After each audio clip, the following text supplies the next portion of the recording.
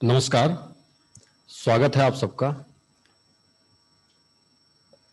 रविन्द्रनाथ टैगोर विश्वविद्यालय भोपाल और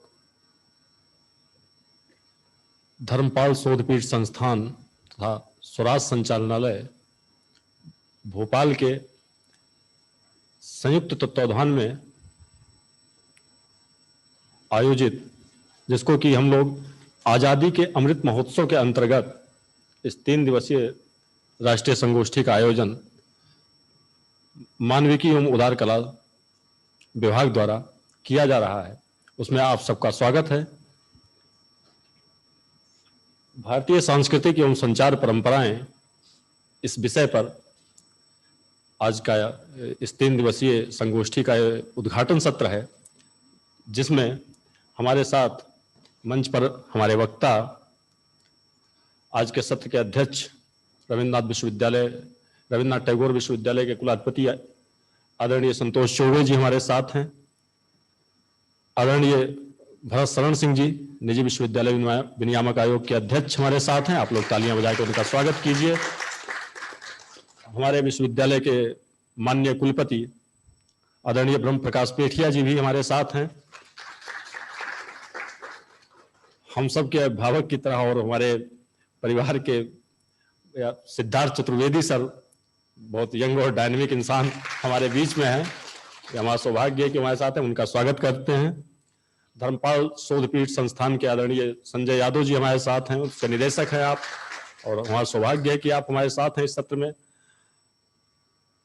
आदरणीय अमिताभ सक्सेना जी, हम सब के अपने खंडवा विश्वविद्यालय के पूर्व कुलपति और इस समय हमारे साथ हैं। सौभाग्य है कि आपका आशीर्वाद हमें मिला है, हम इनका भी स्वागत करते हैं। और कार्यक्रम की औपचारिक शुरुआत हम लोग करें से पहले मैं मंचासीन अतिथियों से निवेदन करूंगा कि वो कृपया आए और मां सरस्वती की प्रतिमा का माल्यार्पण कर दीप प्रज्वलित करें।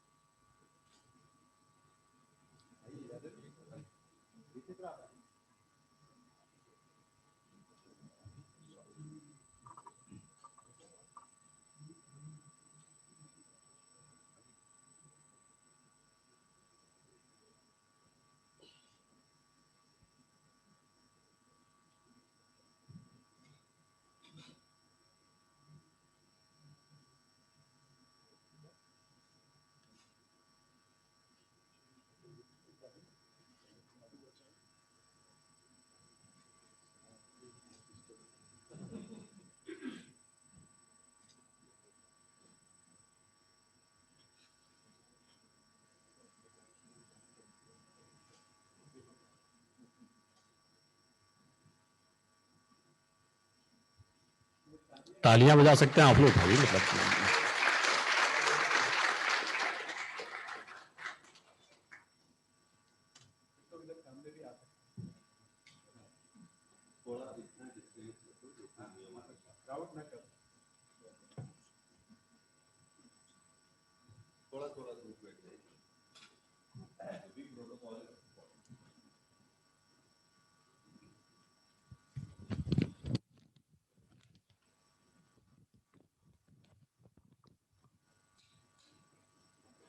दीप प्रज्वलन के बाद औपचारिक स्वागत का वक्त आया है। लेकिन उससे पहले दरअसल ये संगोष्ठी पहले होनी थी, लेकिन कोविड के कारण अप्रैल से ये स्थगित हुई और अब ये समय आया है कि जब हम लोग इसको कर रहे हैं तो ये ऑनलाइन और ऑफलाइन दोनों मोड में है। 2 दिन 8 और 9 को पूरी तरह ऑनलाइन है। अभी का ये सत्र ऑफलाइन भी है, ऑनलाइन भी। और हमारा सौभाग्य है कि हमारे साथ ऑनलाइन हमसे जुड़े हुए हैं आदरणीय पद्म भूषण डॉक्टर कनक रेले जी, हम उनका स्वागत करते हैं सम्मान से। वो नालंदा नृत्य कला महाविद्यालय मुंबई के संस्थापक हैं, एक जाना माना नाम है कला और नृत्य के क्षेत्र में। आपका फिर से स्वागत है मैम। डॉक्टर सौरभ कुमार मिश्रा जी हमारे बीच हैं, हम उनका भी स्वागत करते हैं। डॉक्टर सौरभ कुमार मिश्र जी उपनिदेशक हैं शोध परिषद भारतीय इतिहास अनुसंधान परिषद, शिक्षा मंत्रालय, भारत सरकार, नई दिल्ली के। आपका स्वागत है सर। हमारे साथ आदरणीय डॉक्टर बाल मुकुंद जी भी थोड़ी देर में जुड़ेंगे, जो कि राष्ट्रीय संगठन मंत्री हैं अखिल भारतीय इतिहास संकलन योजना नई दिल्ली के। हम उनका भी स्वागत करते हैं कि उनकी उपस्थिति से हम समृद्ध होंगे। श्री साई माधवी मैम का भी हम स्वागत करते हैं, जो कि गैप की प्रेसिडेंट हैं। उन्होंने बहुत काम किया है, कंप्यूटर पर लिखा है, बहुत अच्छा एकेडमिक काम कर रही हैं। हम आपका स्वागत करते हैं मैम। और कुछ देर में हमारे साथ कल्चरल सेक्रेटरी, संस्कृति सचिव श्री शिवशेखर शुक्ला जी भी ऑनलाइन जुड़ेंगे। हम अभी से उनका स्वागत कर दे रहे हैं, जब जुड़ेंगे तब एक बार फिर उनका स्वागत किया जाएगा। तो अब वक्त है औपचारिक स्वागत का। सबसे पहले मैं आदरणीय संगीता जौहरी मैम से निवेदन करूंगा कि वो कृपया चांसलर सर का स्वागत करें, जो इस सत्र के अध्यक्ष हैं हमारे। पहले अध्यक्ष का सर।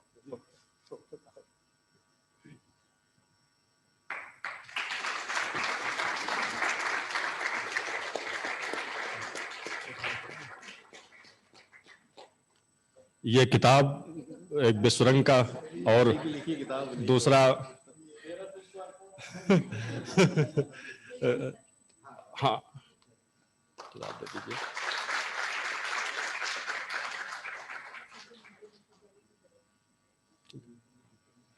रुकिए, मैं डॉक्टर सावित्री सिंह परिहार से निवेदन करता हूं कि वो आए और श्री भरत शरण सिंह जी का औपचारिक स्वागत करें। आप हमारे यहाँ इतिहास में असिस्टेंट प्रोफेसर हैं और आपकी ही संकल्पना से संगोष्ठी हो पा रही है।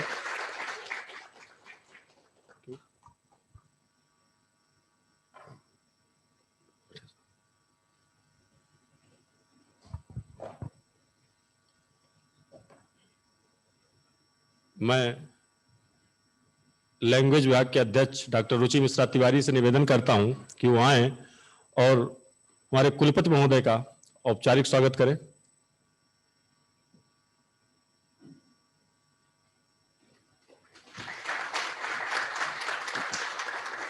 ये गुड लक प्लांट और किताबें दे करके।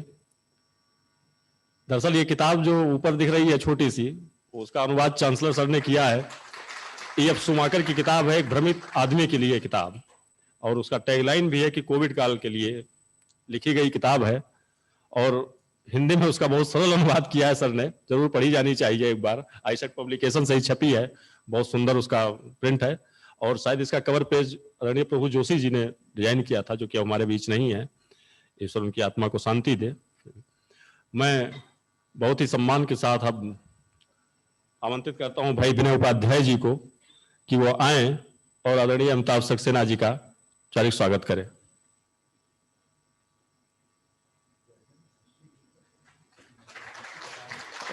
एक प्रख्यात कला समीक्षक, एक अकादमिशियन का स्वागत करते हुए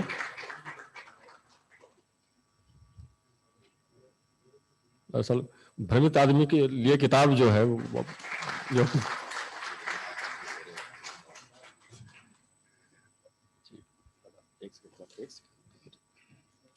मैं अब विशाखा राजुरकर राज से निवेदन करता हूं कि वो आए और सिद्धार्थ चतुर्वेदी जी का औपचारिक स्वागत दें, उनको किताब भी दी जाए।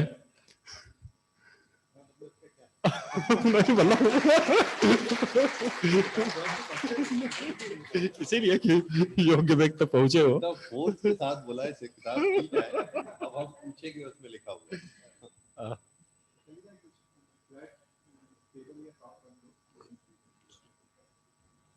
मैं अब आमंत्रित करता हूं डॉक्टर मौसमी परिहार को, जो कि हमारे यहाँ हिंदी की प्राध्यापक हैं, सहायक प्राध्यापक, वो आए और आदरणीय संजय यादव जी का औपचारिक स्वागत करें।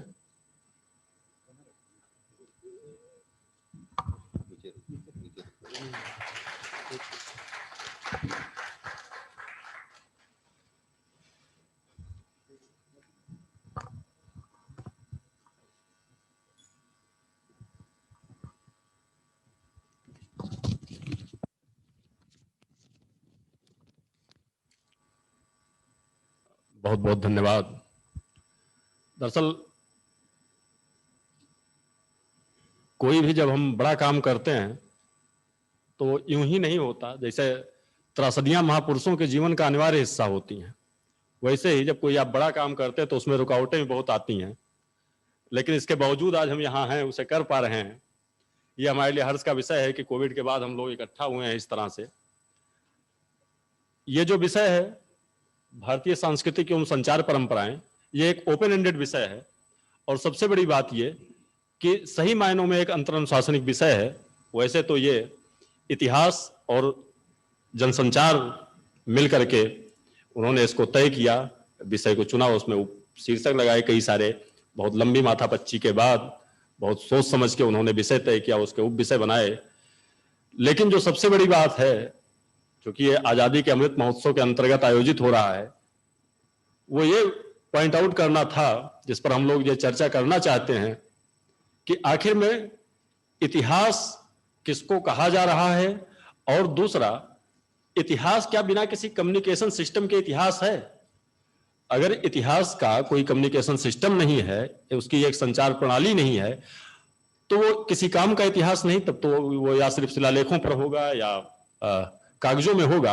और अगर उसकी प्रणाली है तो क्या वो सिर्फ इतिहास की किताबों में ही है, या हम उसे नृत्य, संगीत, चित्रकला आदि तमाम चीजों से देख सकते हैं, साहित्य से देख सकते हैं। दूसरी बात, आदरणीय सर बैठे हुए हैं, वो ये बताएंगे, जानते हैं कि दरअसल मानव सभ्यता का इतिहास ही किस्से और कहानियों का इतिहास रहा है। और हम इतिहास के बारे में जानते क्या है? जो जानते हो किस्से और कहानियां हैं, उन्हीं के माध्यम से हमें इतिहास की समझ बनती है। और इंडियन हिस्ट्री राइटिंग में यह एक बड़ी समस्या भी है कि हम इसे इतिहास माने या ना माने, इन सब चीजों से हमें टकराना है, इस पर हमें बात करनी है। क्योंकि हमारे साथ बहुत सारे विद्वान वक्ता हैं, इस पर बात करेंगे, लेकिन जो कुछ औपचारिकताएं होती हैं, इस कार्यक्रम में हमारी सहयोगी संस्थाएं हैं बीएसएस कॉलेज अब Bhopal, grand academic portal, Nalanda नृत्य महाविद्यालय, धर्मपाल शोधपीठ संस्थान, और इन सब के प्रतिनिधि। ये हमारा सौभाग्य है कि इस सत्र में हमारे बीच मौजूद हैं, तो उन्हें मैं बुलाना शुरू करूं, उससे पहले विश्वविद्यालय की तरफ से औपचारिक स्वागत के लिए मैं अपने कुलपति आदरणीय डॉक्टर ब्रह्म प्रकाश पेठिया जी से निवेदन करता हूं कि वो एक औपचारिक स्वागत वक्तव्य दें। आदरणीय पेठिया सर।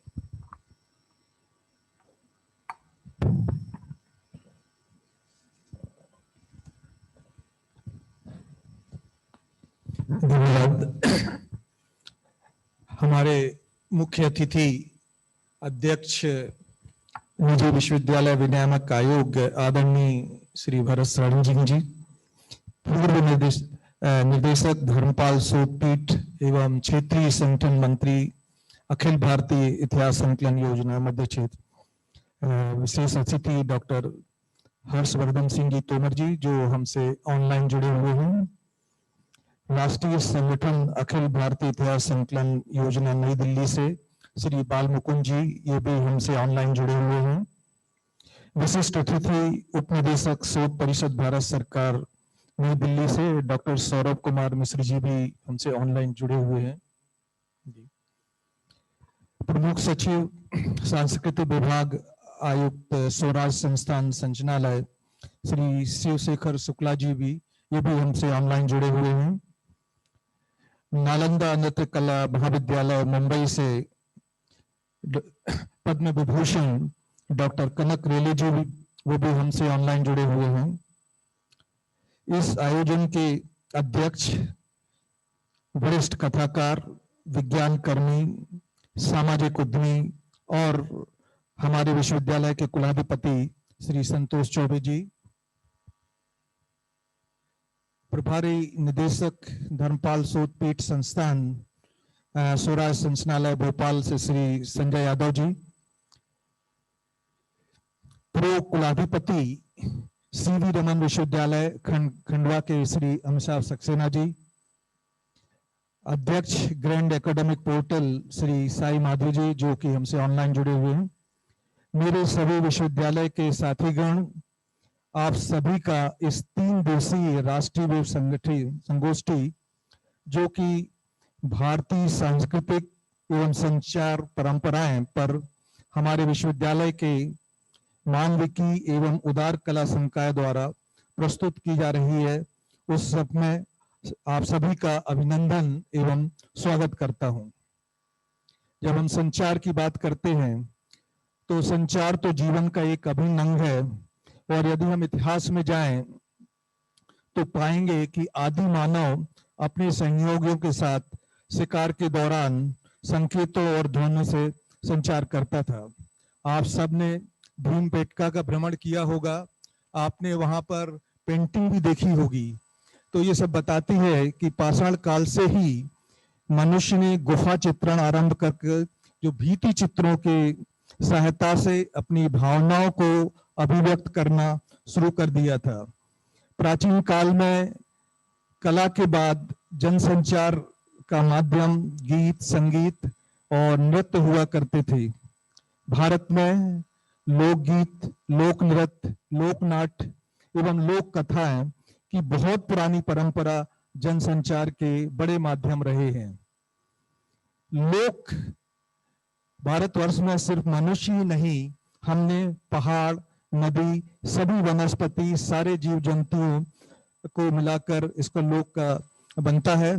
और भारतीय संस्कृति चूंकि पेड़ पौधों, दूध, पत्तल, बेलपत्री आदि को उसमें समूची प्रकृति में देवी सत्ता का साक्षात करती है, इसलिए जब भी हम पूजन करते हैं तो दूध भी चढ़ाते हैं, बेलपत्री भी चढ़ाते हैं। ये बताता है कि हमारे यहाँ बहुत पुराने समय से हमने प्रकृति को देवताओं के स्वरूप माना है। ये सिर्फ एक संचार की पद्धति है जिसकी दृष्टि से आज तक हम उस चीज को चले आ रहे हैं। भगवान शिव नृत्य कला के प्राचीन काल से चला आ रहा है। भगवान शिव जो नृत्य कला के जनक माने जाते हैं।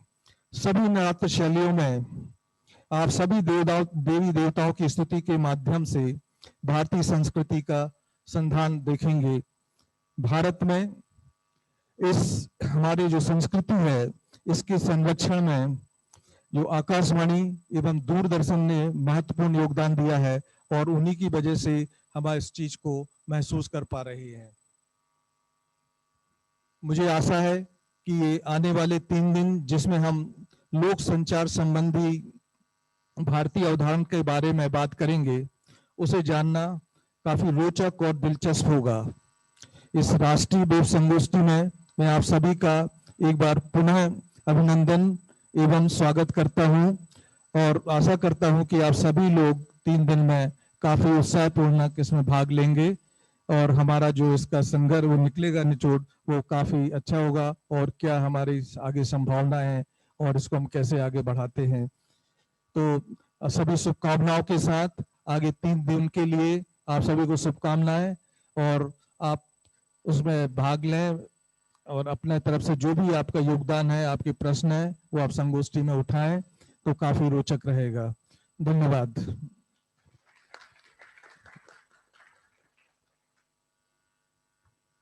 बहुत बहुत धन्यवाद आदरणीय सर। दरअसल जब इस संगोष्ठी की योजना बनी थी, चूंकि हमारे यहाँ डॉक्टर सावित्री सिंह परिहार हैं, उन्होंने कहा कि हमको एक ऐसे विषय पर कराना चाहिए जो सिर्फ ये ना बताए कि इतिहास क्या है, हमारी संस्कृति व सांस्कृतिक परंपराएं क्या हैं, बल्कि विशाखा उनके साथ थी, वो हमारे यहाँ जनसंचार में सहायक प्राध्यापक हैं। उन्होंने कहा कि यह जानना ज्यादा जरूरी है कि आखिर वो कौन सा सिस्टम है जो किसी मिथक को इतिहास की तरह लोगों के दिमाग में बिठा देता है, जिसको अजय प्रसाद द्विवेदी ने कभी कहा था कि मिथक इतिहास नहीं होते, लेकिन लोक में उनकी व्याप्ति इतिहास की तरह होती है। लेकिन आज हम सब जानते हैं कि इतिहास लेखन एक पावर डिस्कोर्स का काम है, यानी हिस्ट्री राइटिंग एक पावर सेंटर्ड लेखन है। और ये उसी लेखन का ही कमाल था कि एक जमाने में हर व्यवस्था के लिए जो राइवल होता था वो अपराधी था, जैसे महात्मा गांधी अंग्रेजों के लिए अपराधी थे। ये उसी हिस्ट्री राइटिंग का, उसी इंटरेस्ट का ही कमाल था। इसीलिए जब हमारा देश आजाद हुआ तो एक बार हमें फिर से अपने इतिहास को थोड़ा दूसरे ढंग से देखने की जरूरत पड़ी। उसका नतीजा ये हुआ कि जो सबसे वैसी बात थी कि वाचिक को किसी काम का माना ही नहीं गया, जबकि बाद के डिस्कोर्स ने स्टेबल किया कि लेखन पहले है, यानी कि सब कुछ बिना स्ट्रक्चर के कल्पना नहीं की जा सकती, इसलिए बोलना भी रिटर्न का ही हिस्सा है, खासकर दरीदा का काम। जैसे ही आप लेखन को तरजीह देते हैं, आप चीजों को एक एंगल तक समेट देते हैं, क्योंकि अभी भाषा इतनी सक्षम नहीं हुई। जैसे मैं बोल रहा हूं तो हमें हाथ हिलाना पड़ता है, अपने चेहरे पे हाव भाव लाने पड़ते हैं, इस सब से कम्युनिकेशन हो पाता है। जबकि आप जब पढ़ रहे होते हैं तो सिर्फ आप पढ़ रहे होते हैं, वहां पर ना कोई वक्ता है ना श्रोता है, वो एक पार्ट होता है। इसीलिए हर रीडिंग मिस रीडिंग है। तो इस पूरी राजनीति को, पॉलिटिक्स को समझने के लिए हमने इस पूरे सेमिनार को तमाम ऐसे विषयों में बांटा जिससे हम उस पूरे पावर स्ट्रक्चर को, पावर इंटरेस्ट को डिकोड कर सकें, उस डिस्कोर्स को समझ सकें, जो कि वो है ना कि जिसके पास आज रिसोर्सेज हैं, जिसके पास पावर है, वो अपने ढंग से कह रहा है इतिहास ना हुआ जैसे क्या हो गया है। तो दूसरा ये है कि हमारी अपनी प्रविधियां क्या रही, क्या हमारे महाकाव्य इतिहास हैं। जब बात यहां आती है तो एक बड़े प्रगतिशील प्रोफेसर अपने उसमें लिखते हैं कि इतिहास में पहली हत्या स्त्री की तब हुई जब परशुराम ने अपनी मां का गला काट दिया। अब हमने कहा कि सर पहले आप ये बता दीजिए कि आप परशुराम को इतिहास मान रहे हैं कि नहीं। अगर आप इसे कोट कर रहे हैं तो परशुराम इतिहास हुए, वो आप मानेंगे नहीं। और बाकी चीजों के लिए, जैसे जब आपको दलित वध की बात करनी होगी तब आप संभोग को मानने लगेंगे, लेकिन बाकी चीजों को नकार देंगे कि राम नहीं थे। ये जो एक बीच की फाक है, जिसे कभी फूको ने कहा, अम्बेडकर ने इस पे काम किया कि तिथियों के बीच में, घटनाओं के बीच का जो गैप होता है, असली इतिहास वही है। हमें उस रूप में उसको इतिहास को समझना है, उसके कम्युनिकेशन सिस्टम को समझना है। इसलिए ये संगोष्ठी हम लोग 3 दिन की आयोजित कर रहे हैं, और एक गंभीर विषय पर आयोजित की जा रही संगोष्ठी है, जो किसी भी विश्वविद्यालय के लिए गर्व की बात है कि हम इस तरह के इस लेवल की संगोष्ठी करा रहे हैं। अब समय आ गया है कि मैं थोड़ा कम बोलूं, और जो हमारे साथ जुड़े लोग हैं वो कुछ आशीर्वचन देंगे अपने, इसलिए क्योंकि हमारे साथ बहुत ही वरिष्ठ और सम्माननीय लोग जुड़े हुए हैं। मैं इस क्रम में सबसे पहले डॉक्टर साई माधवी जी, जो कि ग्रैंड एकेडमिक पोर्टल के अध्यक्ष हैं, मैं उनसे निवेदन करता हूं कि मैम वो कृपया अपने शुभेच्छाएं हमें दें। अनम्यूट कर लीजिए आप। हाँ जी Sir, good morning to one and all, sir. Sir, it's a pleasure, sir. This is Sai Madhvi, Professor, CSE Department, RYMEC, sir. I've also been given President of GAP. I thank you all for inviting me for today's inaugural function, National Conference on Indian Culture and Communication Traditions, organized by Faculty of Humanities and Liberal Arts, RNTU, Rabindranath Tagore University. Sir, it's a pleasure to be along with so many eminent dignitaries of today's function. Chancellors are there, Vice Chancellors of RNTU, IQAC Coordinator ma'am. I congratulate all the coordinators, conveners for taking such a beautiful initiation in organizing today's program. India is a cradle. I just talking about 2 lines about today's conference.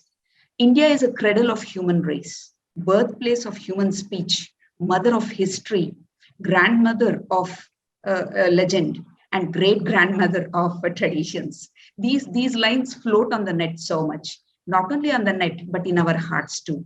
I can say our culture is residing in our hearts and souls, and no influence can tear it apart. Though we are getting diverted, sir, here and there we get diverted, but yet strong influence of our culture will pull us back and will keep us united. So these are my 2 words regarding today's conference. As a president of GAP, I would say that GAP was an initiative started by Dr. Gurudatta JP sir, Chairman GAP, and Dr. Preeti Oza ma'am, CEO of GAP. And today, It is an extended family of 192 life members, sir. There are many colleges who have taken up institutional memberships with us and signed MOUs with us. And we have many initiatives for the benefit of the teaching fraternity. Many initiatives and they are providing us with a platform to showcase our talents. And one more recent update I can say about GAP is we are come up with iCarrot. This is an international certified assessment ranking and accreditation trainer. This will give us so many frameworks like NAC, AQUAR, NIRF, NBA, NEP, QS, NABH, all these are so many frameworks are being provided. We are giving a chance for training the trainer, and they'll be certified under, this registration, this certification will have a lot of weightage because we are registered under PMKVY, MSME, Niti Aayog, Niti Darpan, and so on. So instead of speaking about more of the initiatives, I am just saying about one initiative, that is iCarrot, which is currently running in GAP. And this will give a lot of benefit to your faculty members, sir. This can be given a thought. So since all of you very eminent personalities are sitting on the dais, I thought I'll just put one small word to y'all so that y'all can take your decisions. And a very good initiation from RNTU. Usually we can have technical conferences, but having such conference is very rare, and a very, very good initiation by RNTU. And I congratulate one and all those who are involved in organizing this program. And I thank all the dignitaries and all the organizers for giving me this opportunity to speak a few words. Thank you, sir. बहुत बहुत धन्यवाद।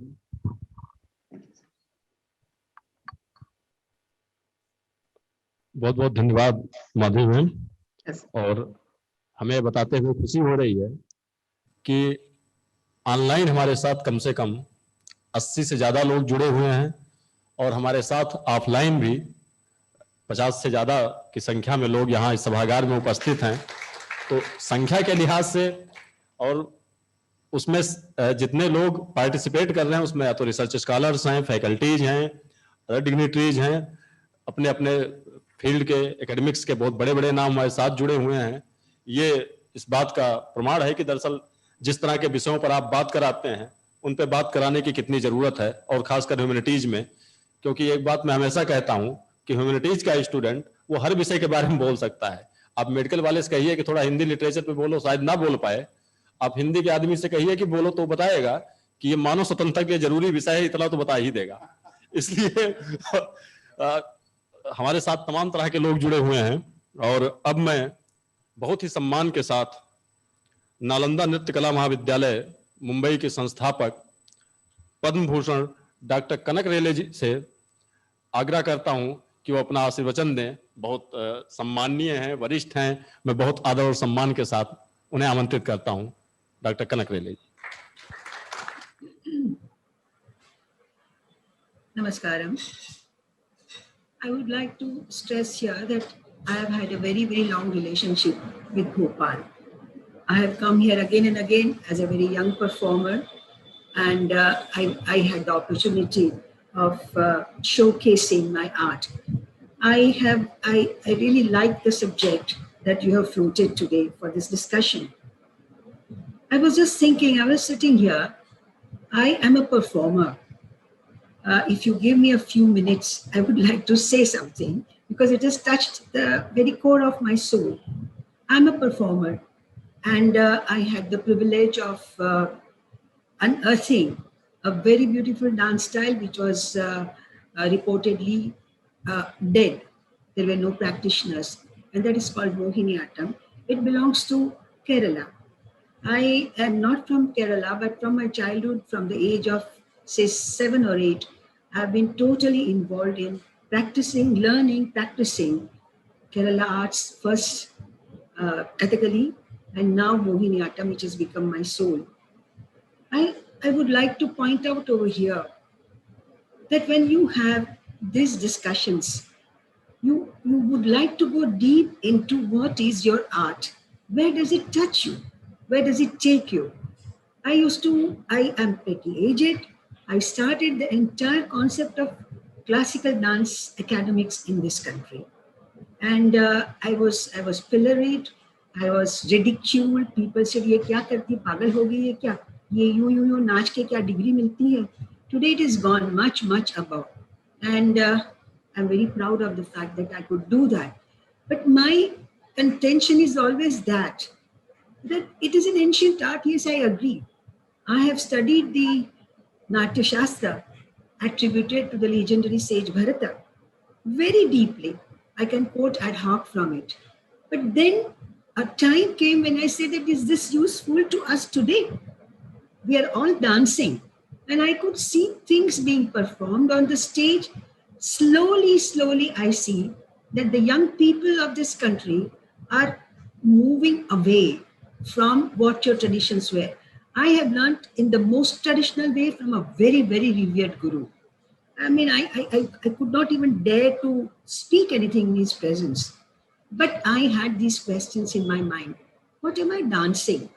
And whatever I'm dancing, is it useful to the country? To the I won't even say country, to the society at large? And is dance just as something which is a token, or which is history? It was treated like this, but no.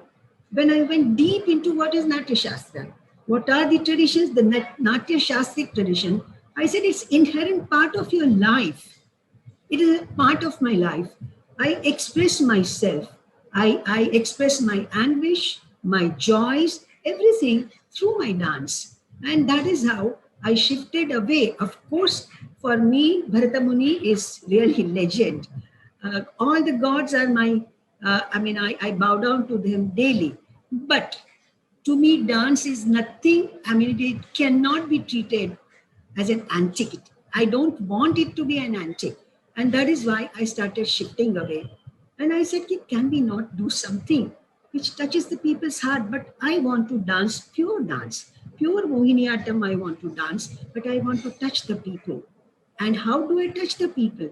I became very contemporary, but I took all my messages and all my inspiration from our ancient tradition.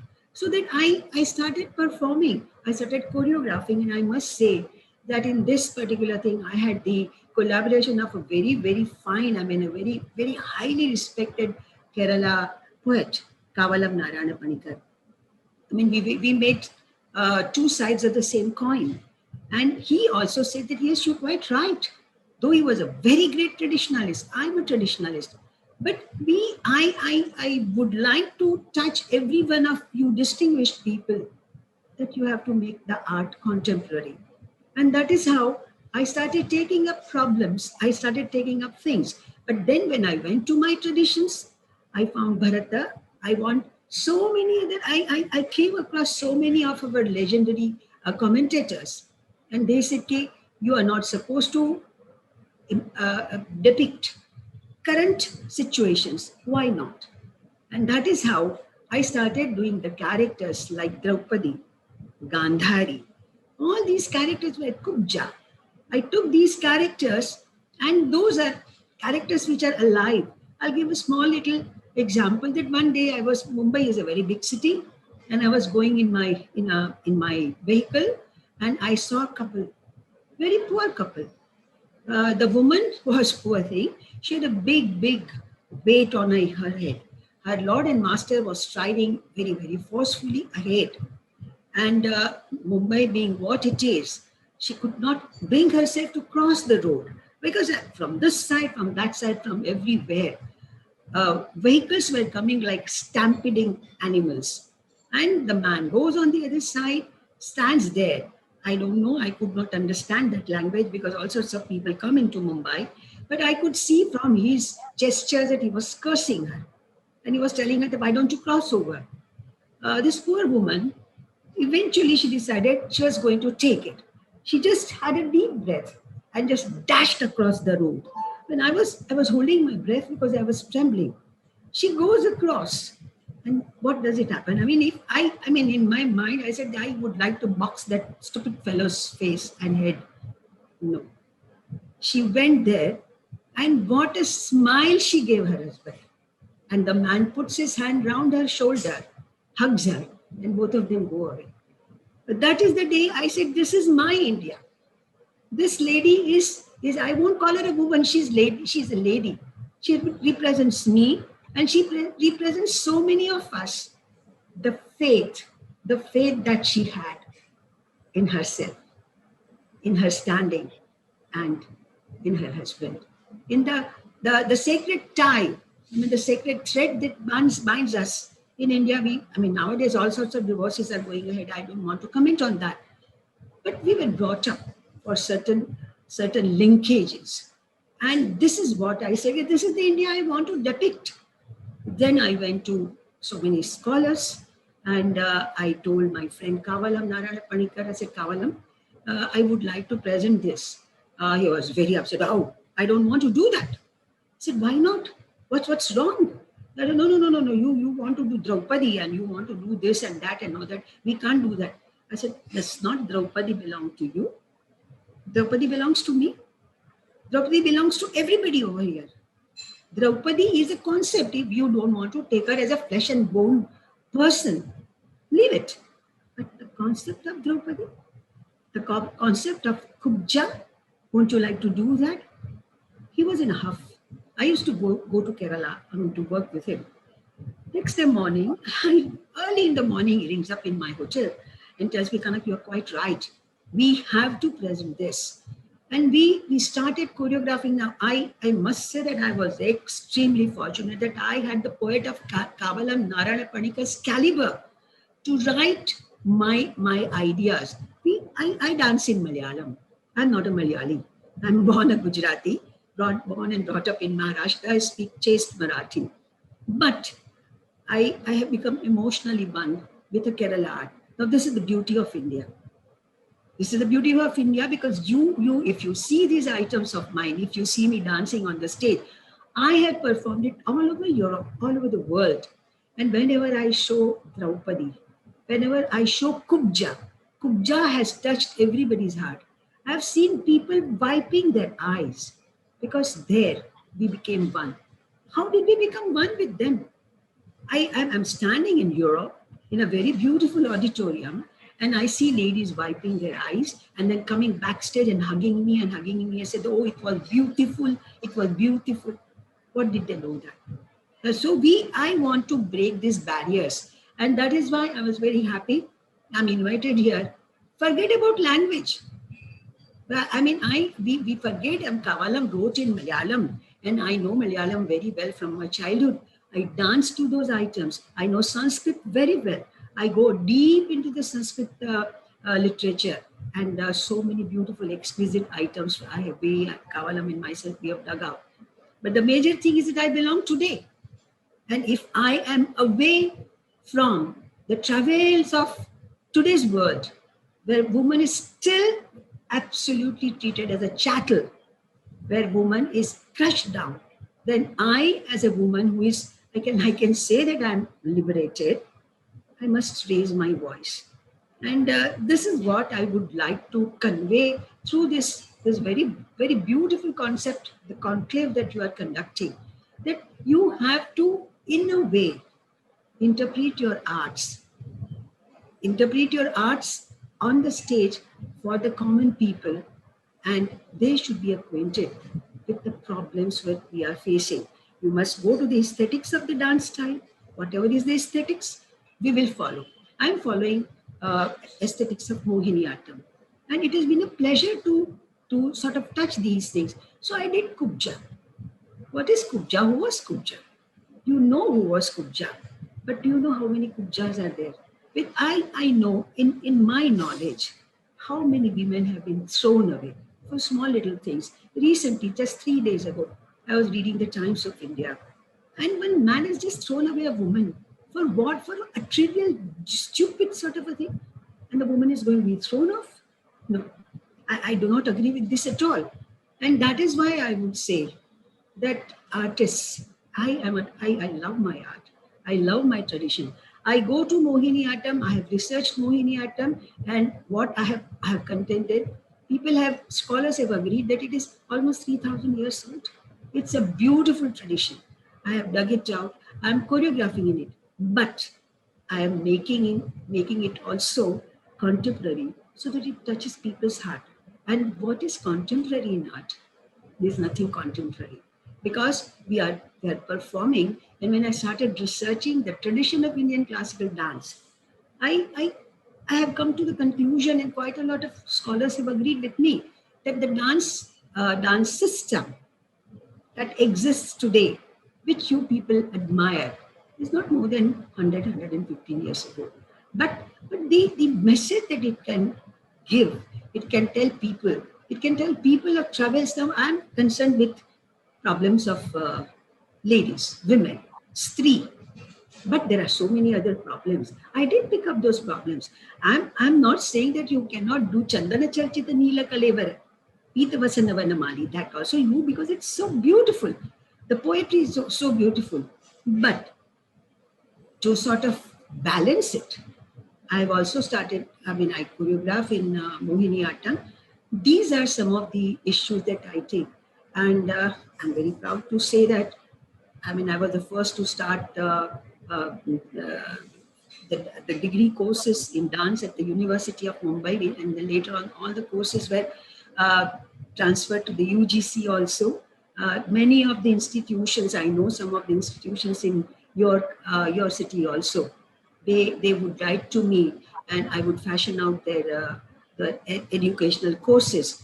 But I think that I am very proud that the kind Lord above selected me to interpret this very, very, very great tradition of my country, and where I could really immerse myself and present to the world. I am an Indian woman. I sympathize and empathize with these ladies. They're all my sisters. And when I see them suffering, it hurts, it hurts, it hurts. Whichever way, small little way. I've tried to portray their travails to the world. And so many of them, I used to have, I would go to a lot of performances, and I was invited to perform in a big, I won't call it auditorium, in a Maidan. And it was puja, annual puja. And about 5,000 people were sitting there. And I was asked to perform. And I was performing. I said, let me talk to them. I'll tell them I'm performing this. And when I started performing Sita and like Kanakamruga Rupadhara, Halamari Chaharam Ita, when I started doing Kanakamruga, you won't believe, about 15 to 20 little urchins, I just called the Kanakamruga, all of them came on the stage and stood in front of me. Well, I think that is the power of Indian dance. That is the power of Indian art. And the ladies came and told that, I could speak the language because I'm also from Gujarat. This was in Gujarat. And they said that, it was so beautiful. We understood everything that you did.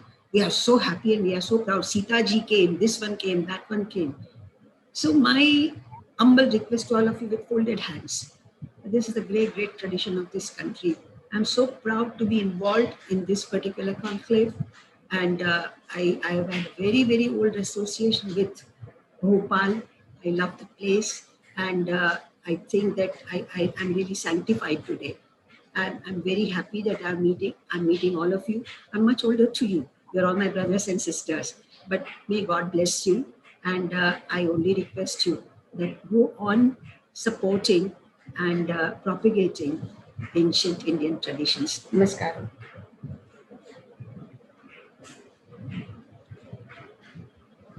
Are there any questions?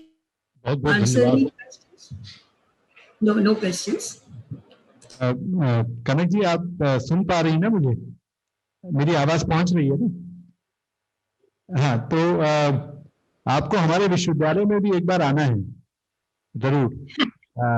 और हमने यहाँ पर एक Tagore international centre for art centre बनाया है, और वो भारतीय सांस्कृतिक एकता में काम करता है। तो आप जरूर विश्वविद्यालय में एक बार आना है जब स्थितियां नॉर्मल होंगी, और ये हाँ। टैगोर सेंटर की ओर से मैं आपको इनवाइट कर रहा हूँ। जी अच्छा, थैंक जी। You very much, thank you मैंने वेरी आपको मच। देखा है भोपाल में कई बार, आपके परफॉर्मेंस भी देखे। जी जी, जी, धन्यवाद, thank you, very well said, thank you.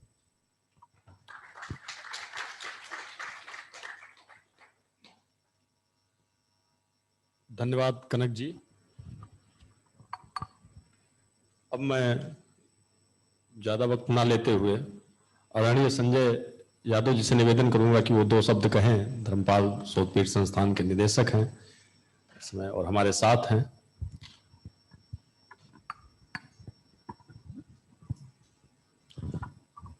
Singh सभी अतिथियों को और हमसे ऑनलाइन जुड़े सभी विद्वानों को मैं नमस्कार करता हूं। और सोवे जी से ये जो प्रयास उन्होंने किया है इसके लिए बहुत आभारी हूँ उनका कि इस तरह से सब लोगों को जोड़ा है। और ये जो विषय है भारतीय संस्कृति और संचार व्यवस्था इतना वृहद विषय है, पाषाण काल से लेके तो रामायण महाभारत और उसके बाद से जो भी अपनी धार्मिक परंपराएं हैं, उन सभी परंपराओं में जो संचार की जो व्यवस्था है अलग अलग उससे जुड़ते हुए आज हम लोग जिस वर्तमान में जिस उसमें हैं और अभी जिस संचार व्यवस्था के माध्यम से हम सब लोगों से जुड़ रहे हैं, ये अपने आप में एक आधुनिक काल की जो है हमारी उपलब्धि है। अभी पूरा व्हाट्सएप ट्विटर ये सब चीज़ें यहाँ तक हम लोग पहुँच चुके हैं। लेकिन सोचने वाली ये बात है कि पुराने समय में किस तरह से लोग इससे जुड़ते थे, गाथाओं के माध्यम से, लेखन के माध्यम से। वाचिक परंपरा का जो इसमें योगदान रहा वो अत्यंत महत्वपूर्ण रहा। और यहाँ तक हम लोग अब ये इतना आधुनिक पद्धतियों में सब चीज़ों को रिकॉर्ड कर रहे हैं, सब हमारे पास डिजिटल फॉर्मेट में ये सब चीज़ें उपलब्ध हो रही हैं। लेकिन जो हमारे धार्मिक ग्रंथ हैं उनके माध्यम से हमारी परंपराओं को हमने समझने की कोशिश करी और आज यहाँ पे हम लोग पहुँचे हैं। तो इस विषय को लेकर जो हमारे बीच काफ़ी विद्वान जन बैठे हैं, मैं चाहूँगा कि वो इन पर प्रकाश डालें।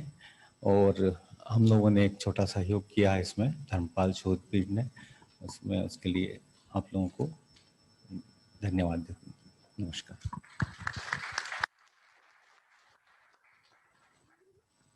बहुत बहुत धन्यवाद सर। दरअसल अब हम लोग अपने उस सत्र पे आते हैं, औपचारिक उद्घाटन सत्र है जिसमें चर्चा विषय पर होनी है। और आप जो विषय देख पा रहे हैं भारतीय सांस्कृतिक एवं संचार परंपराएं हैं। दरअसल संस्कृति अमूमन एक होती है और वो कई सारी परंपराओं से मिलकर बनती है। भारत के साथ एक बड़ा डिस्कोर्स ये भी है कि ये भी स्टेबल करने की कोशिश की जाती है कि ये कई संस्कृतियों वाला देश है, जबकि एक देश की संस्कृति एक होती है, ये हमारी मान्यता है। और वो कई सारी परंपराओं से मिलकर बनी होती है, क्योंकि परंपरा हमेशा वर्तमान में रहती है। अगर वर्तमान में नहीं है तो रूढ़ी हो गई और समाज उसे अपने आप छोड़ देता है। इसलिए हमने जो विषय का चयन किया है उसमें दोनों पद उतने ही महत्वपूर्ण हैं, संस्कृति और परंपरा। इन सांस्कृतिक परंपराओं में कौन सी सूचना प्रणाली ऐसी रही कि उत्तर से लेकर दक्षिण तक, चाहे शंकराचार्य रहे हों, चाहे रामायण या महाभारत का विस्तृत फैलाव हो, या हमारे मूर्तिकला, स्थापत्य कला, नृत्य कला, साहित्य, संस्कृति, संगीत और अन्य कलाएं तथा ज्ञान के तमाम अनुशासन बार बार इस बात की गवाही देते हैं कि भारत सिर्फ एक भूगोल नहीं है।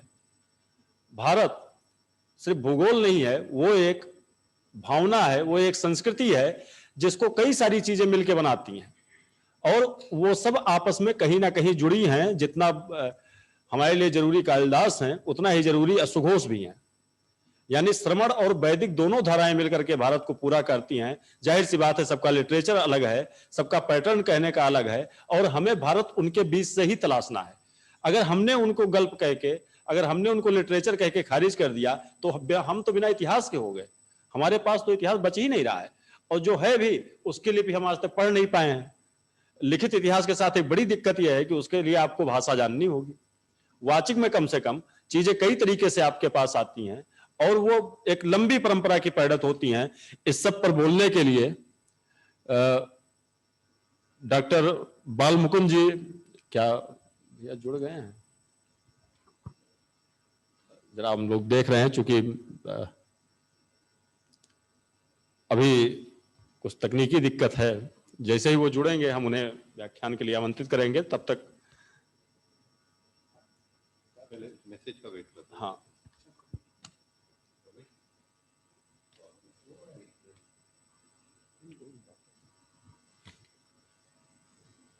तब तक इस विषय के बारे में मैं थोड़ा और आपको बता दूं। फिल इन द ब्लैंक्स की तरह संचालक कई बार होता है। ये टेक्नोलॉजी में ये पॉजेज आपको मिल सकते हैं। सौरभ जी जो है हमारे साथ डॉक्टर सौरभ कुमार मिश्र जी भी जुड़े हुए हैं। उपनिदेशक हैं शोध परिषद, भारतीय इतिहास अनुसंधान परिषद, शिक्षा मंत्रालय, भारत सरकार, नई दिल्ली के। सौरभ जी, हमें सुन पा रहे हैं आप? जी मैं सुन रहा हूँ जी। आदरणीय सौरभ जी हमारे साथ हैं, उनका काम है, और सबसे बड़ी बात ये कि ये उस दृष्टि से काम कर रहे हैं कि आखिर में इतिहास माने किसे, इतिहास में नई चीजें कैसे आ सकती हैं, या हमारे पास जो है हम उसे इतिहास के दायरे में कैसे लाएं, जो ओरिएंटलिस्ट डिस्कोर्स से अलग की चीज है। पश्चिम ने जैसा पूरब को देखा, सिर्फ वही पूरब नहीं है, उन्हें अपने शासन को जस्टिफाई करना था। इसके लिए उन्होंने तर्क ढूंढे, हमारी चीजों को खारिज किया।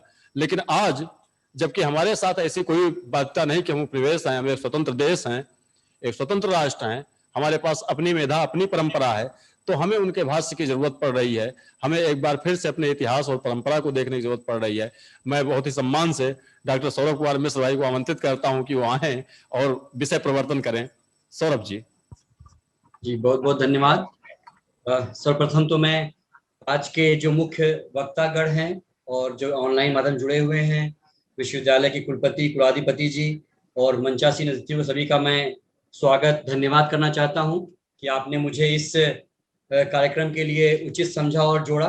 साथ ही इस संस्था रविन्द्रनाथ टैगोर यूनिवर्सिटी और धर्मपाल शोधपीठ जो इस कार्यक्रम के, जिनके द्वारा कार्यक्रम संचालन हो रहा है, आज कार्यक्रम ये संपन्न हो रहा है, उनको भी मैं बहुत बहुत धन्यवाद देना चाहता हूँ। जैसा कि विषय है कि भारतीय संस्कृति एवं संचार परंपराएं, दो अलग अलग जो एक विषय है जो जिनका समीकरण एक तरह से जुड़ा हुआ है। बिना दोनों के साथ के ये जो पूरा जो विषय है वो पूरा नहीं होता है। बहुत ही विचारणीय विषय के रूप में इसको रखा गया है, और आज के संचालन कर रहे महोदय ने भी बहुत बेहतर तरीके से इस विषय को रखने का प्रयास किया है। मैं सर्वप्रथम शुरुआत यहीं से करना चाहता हूं। जैसा उन्होंने कहा कि भारत सिर्फ एक भूभाग नहीं है, बल्कि एक ऋषि मुनियों, उपनिषदों, वैदिक ऋचाओं, वनों, नदियों, पहाड़ों और जनजातीय श्रृंखला परंपराओं का एक समूह है। ये भारत की एक संस्कृति है जिसमें इन सभी रचे बसे हुए हैं।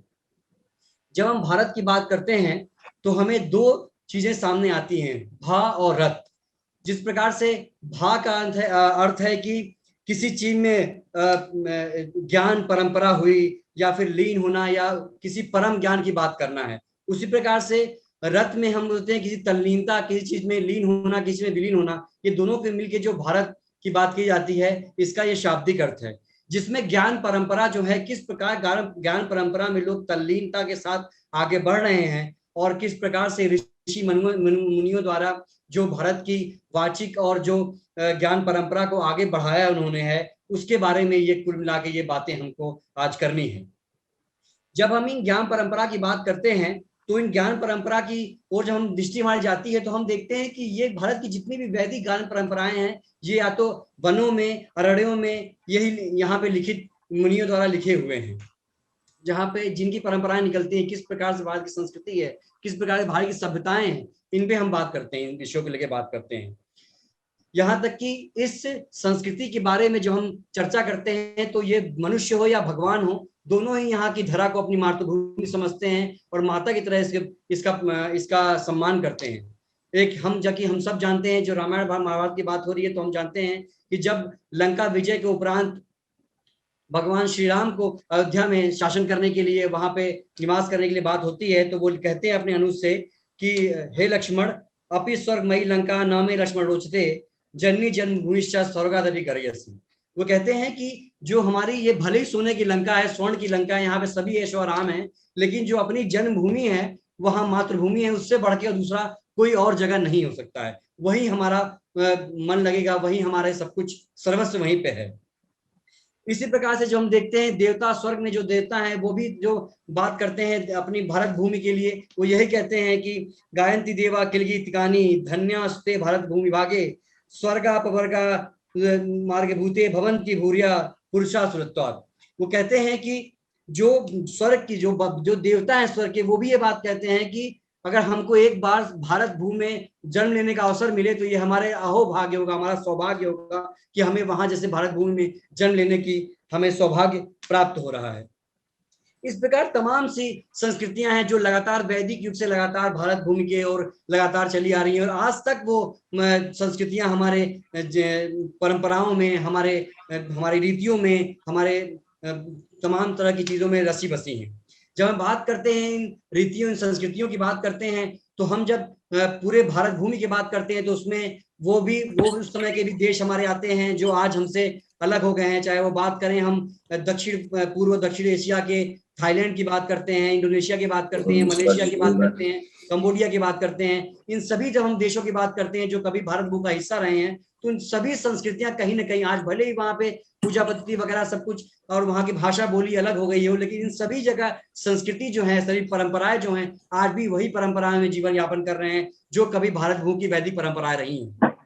आज के समय में चाहे हम बात करें, म्यांमार बात करते हैं, इंडोनेशिया की बात करते हैं, हम बात थाईलैंड की करते हैं, या बात करते हैं हम कंबोडिया की, उन सभी जगहों पे आज भी ब्रह्मा की उपासना हो रही है, राम की उपासना हो रही है, विष्णु की उपासना हो रही है, श्री गणेश की उपासना हो रही है। आज भी उपासना के देव, भले उनके नाम अलग अलग हों, लेकिन उपासना पद्धति देव वही है। आज भी कंबोडिया में भगवान विष्णु के रूप की पूजा हो रही है, मंदिर में विष्णु की स्थापना है, वहां पे तमाम तरह की पूजा पद्धतियां, वहां पे कहीं भी प्रथम पूजा की प्रथम शुरुआत भगवान ब्रह्मा की पूजा से होती है।